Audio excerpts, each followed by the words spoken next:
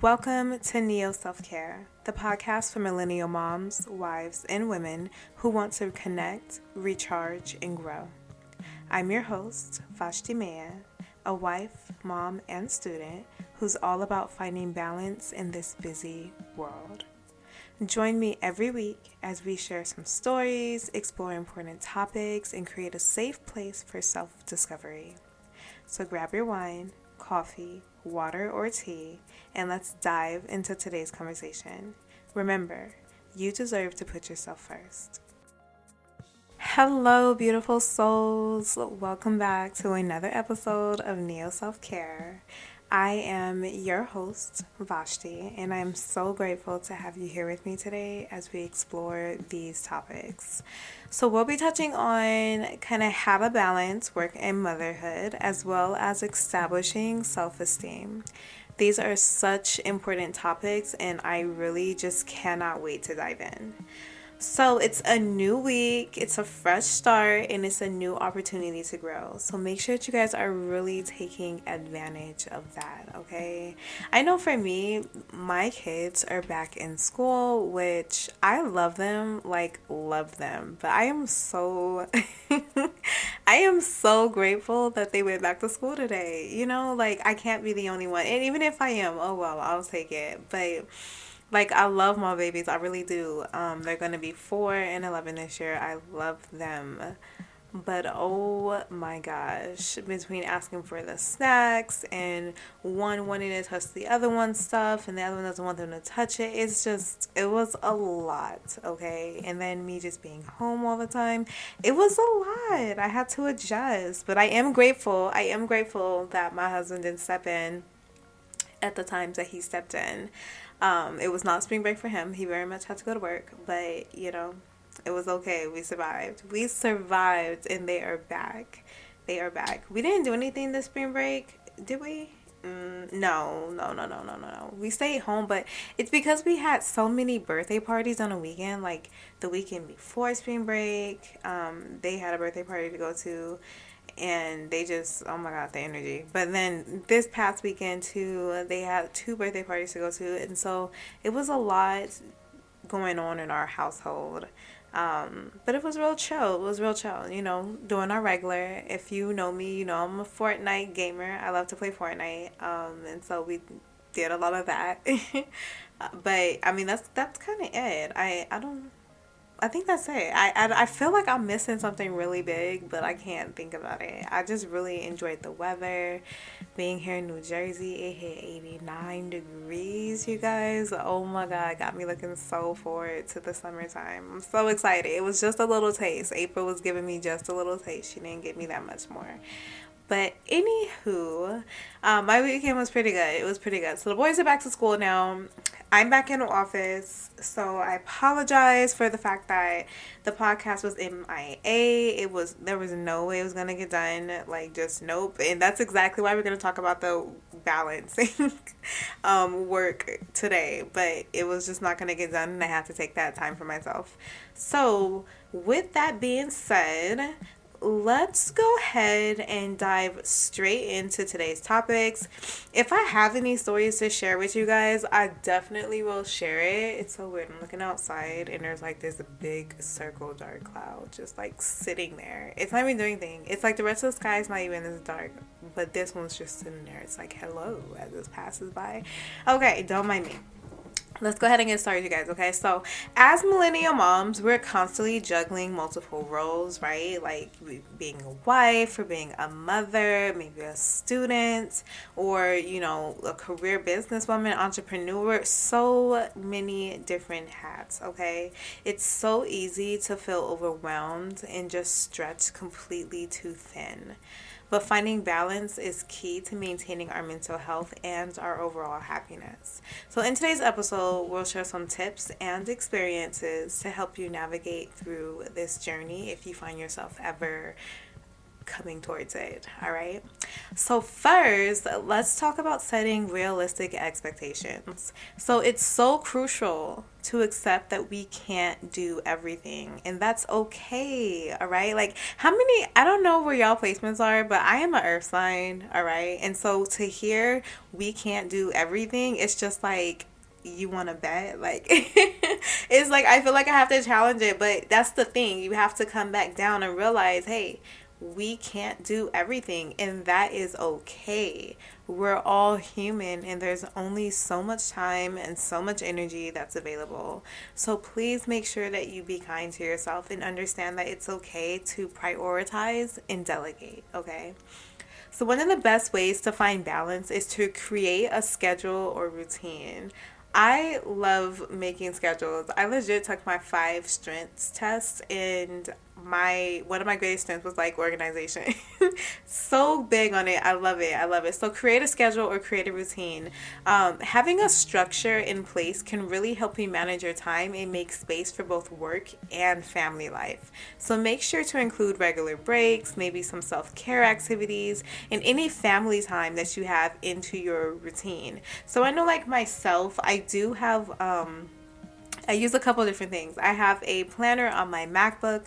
I use my calendar on my phone, and I know, like, with my husband and my son, we're all in a family plan, so I'll put things in the family calendar so they can see it too, and put the time. And I'm, very precise. I'm very precise. I'm a Capricorn moon. I'm very precise. But I also will use my iPad, and I use a planner in my iPad to write down certain things I need to do or tackle. And then I also use a paper planner as well. So there's 3 different planners or 4. I think that's 4 different planners that I use, all for different things, all for different reasons. But it really keeps me aligned, because sometimes it can get to the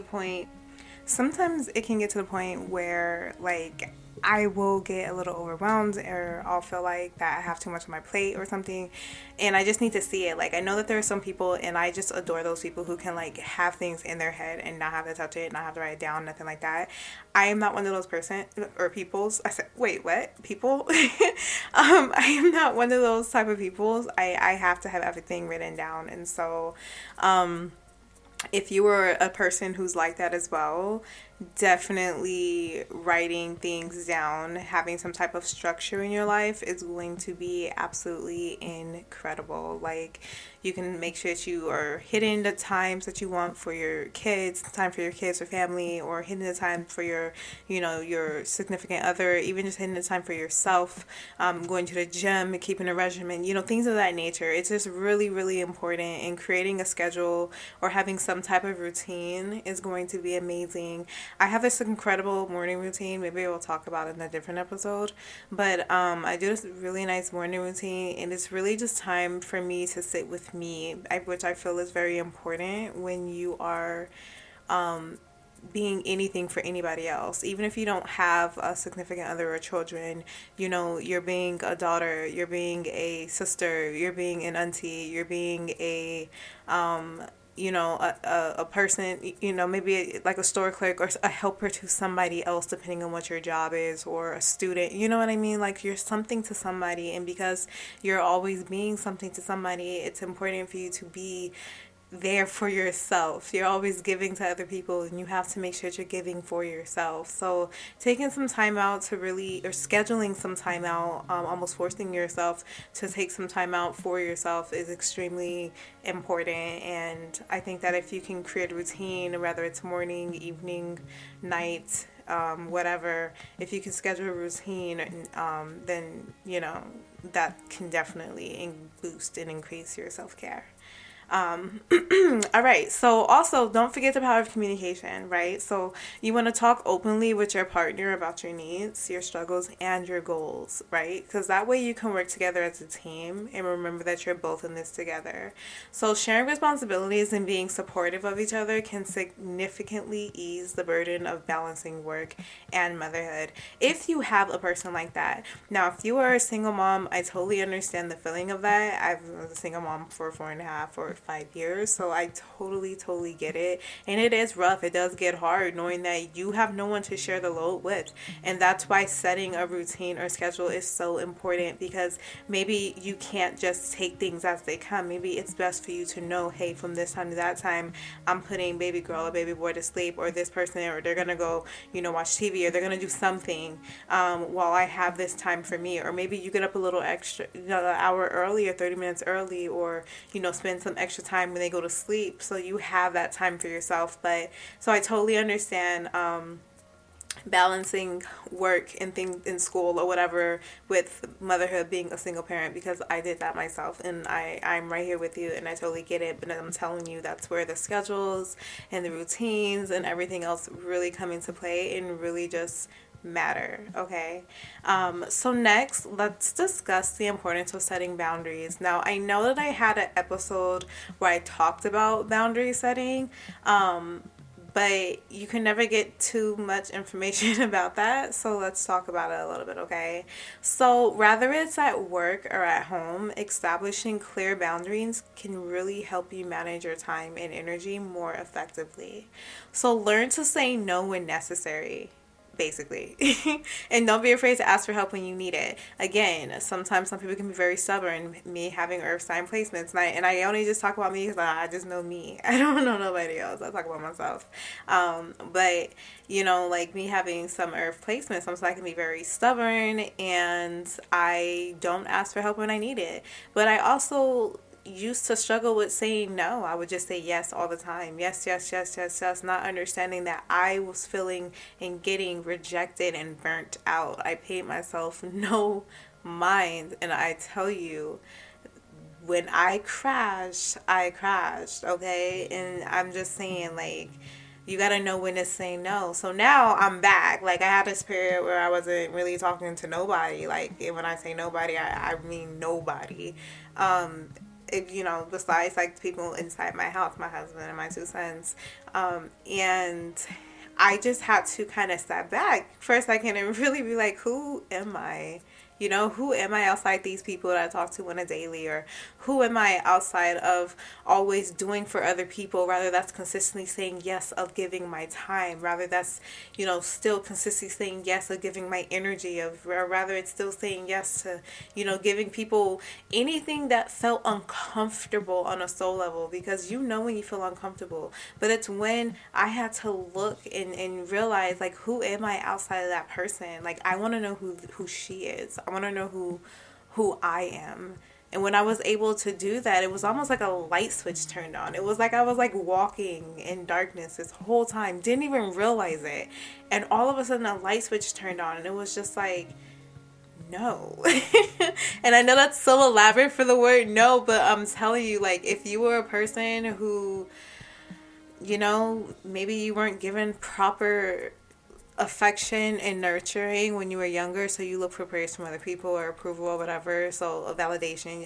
If you're that type of person, I totally feel like you would get this more. But I'm just saying, like, it was like a light switch went on when I was like, wow, I don't have to say yes. Wow, I don't have to answer the phone. Wow, I don't have to respond. I don't have to do this. I don't have to do that. After years and years and years and years and years of feeling like I had a responsibility to do that, But it was when I was able to break free and really establish those boundaries. And it's still a work in progress, because I'm 30 right now. And I know that, who knows from the things that was thrown to me in my childhood that I took in subconsciously, but I know that growing up over the years, I remember being 5 and hearing negative beliefs and limited beliefs and taking all of that in. And, it's like years, 25 years in the making of people pleasing and having no boundaries and feeling drained and feeling tired and feeling lost and confused and unaware of who I really was. 25 years of that. God dang, like, I'm telling you, like, it's still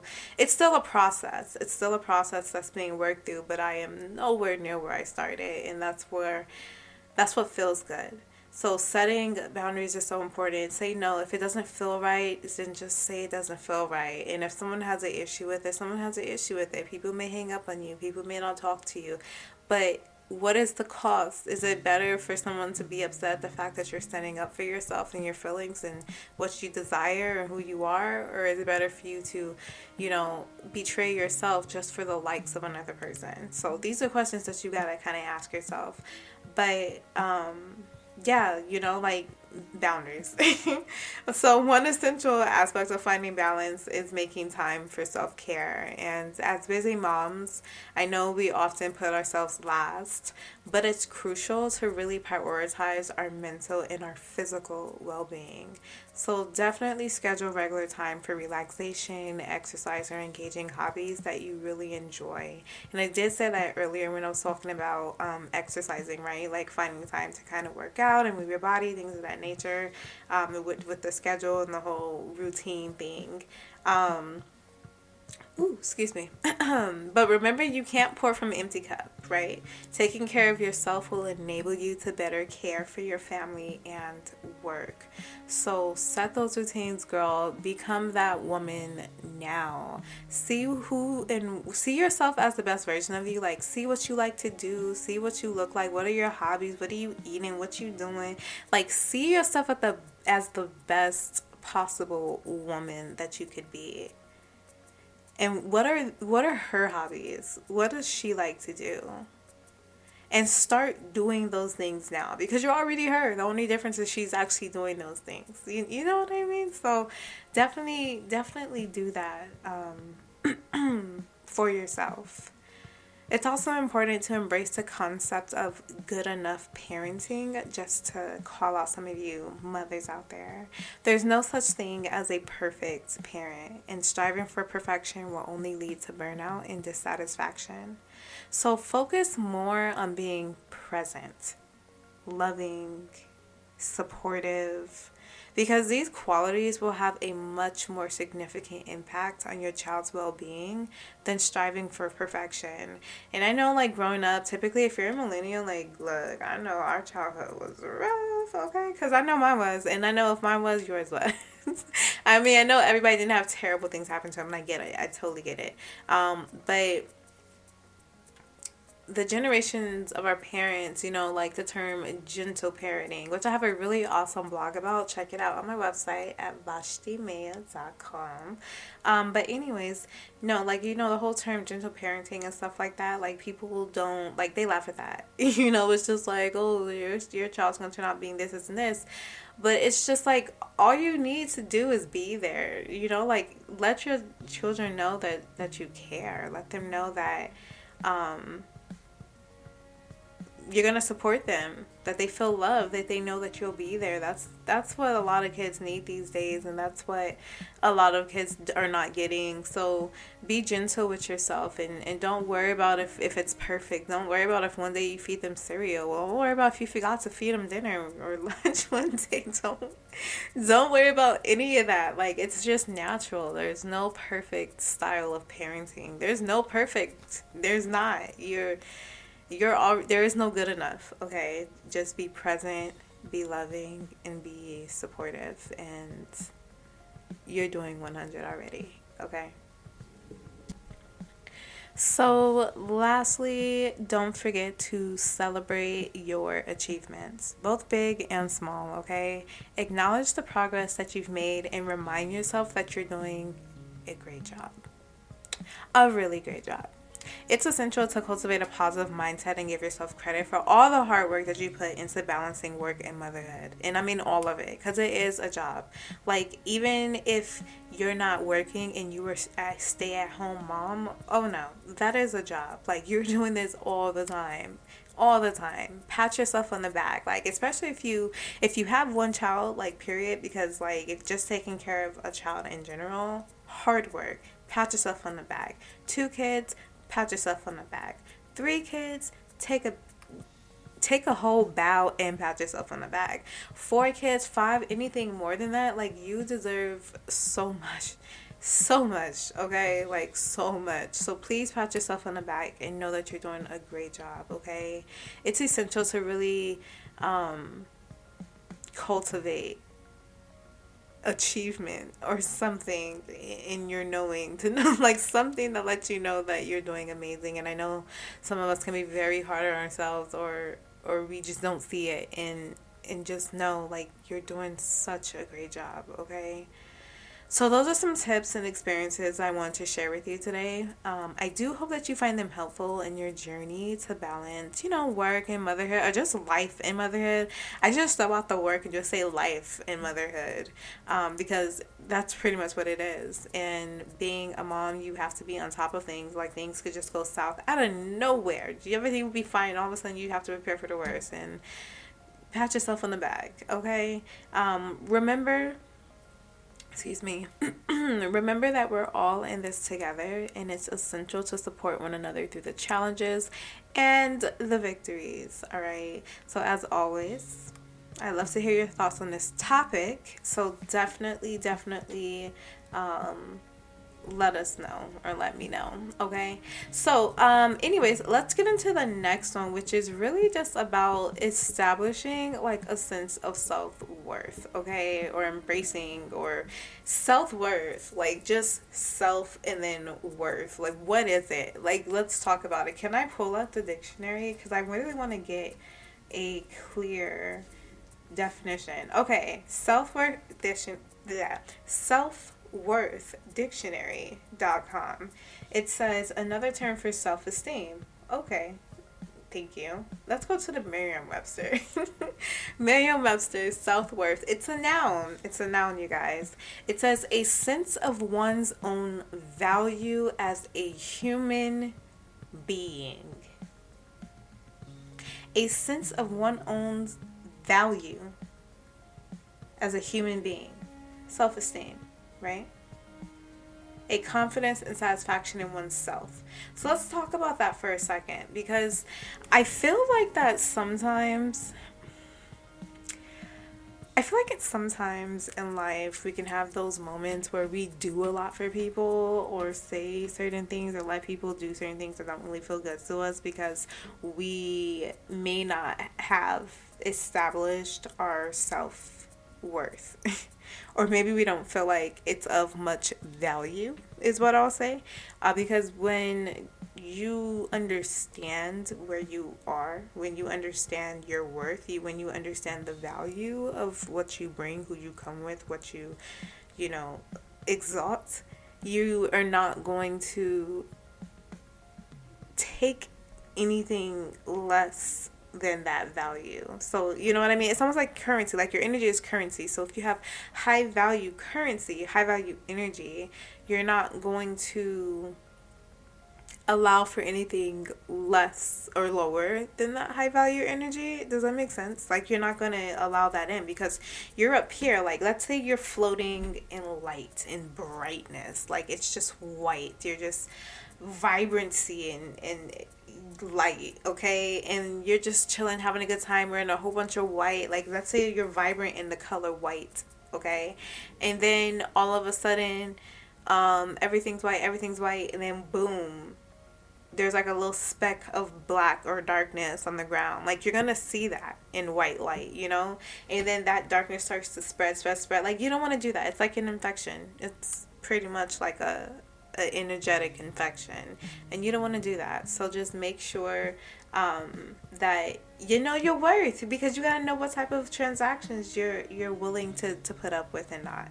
Okay. So let me see. Let's talk about self-worth when it comes to relationships. Okay. So when it comes to relationship, I feel like it's important for you to understand your self-value, to understand your worth, to understand, where you fit on the spectrum, or where you feel, fit on the Richter scale or whatever, because you may tolerate more things, like I said, when it's pretty low. So here's an example. Let's think back when you're like dating, right? Or like you meet somebody and they're really great and you guys start talking, and then they kind of disrespect you, but because you don't want to be alone, or because you kind of just craving the companionship or whatever, you kind of just take it anyway, just ignore it, laugh it off, whatever. And then they do it again. And then they've done other things where you're just like, I don't really like the way this person is doing this. And you may say something or you may not say something. Sometimes you may say something, other times you may not say anything. It depends on the type of person you are. There are some people who say things, some people who don't. And eventually you're sitting like and wondering, why am I jumping at the ideal of like dating this person or wanting to talk to this person when this person is not even reciprocating any type of anything that I'm throwing back at them. They want you to jump through hoops and circles, but they're not doing anything, and you know better, and you're doing it even while you know better, right? That's an example of having low self-worth, okay?